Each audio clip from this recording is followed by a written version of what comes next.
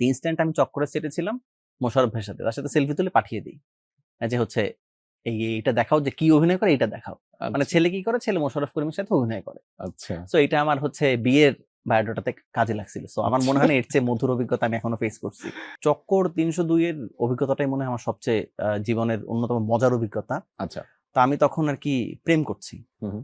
তো প্রেম করছি, তো প্রেম করার সময় হচ্ছে ওই সময় আরকি ওর বাসায় আমার কথা বলে। তারপর হচ্ছে আমি যখন বলি, মানে ও যখন বলার পরে জানতে চাই যে ছেলে কি করে? আ ইনস্ট্যান্ট আমি চক করে সেটেছিলাম মোশাররফ ভাইয়ের সাথে। তার সাথে সেলফি তুলে পাঠিয়ে দিই।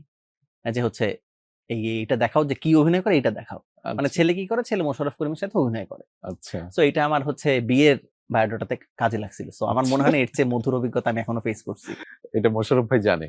না, মোশাররফ ভাইকে বলতে পারিনি আমি। আহা! এখন পর্যন্ত বলতে পারি নাই কজ মোশাররফ ভাই একটু ইনজুরড ছিল। হুম, হুম। যে কয়বার প্রমোশনে আসছে খুবই অল্প সময় ছিল এবং আমার ওয়াইফ ডিটারমাইন্ড যে সে লাগলে এটা মোশাররফ ভাই বাসায় গিয়ে বলবে। মোশাররফ ভাই আপনার কারণে আমার বিয়েটা পরিপূর্ণ হয়েছে। আপনি আমার বিয়ের একটা পরোক্ষ অনুঘটক।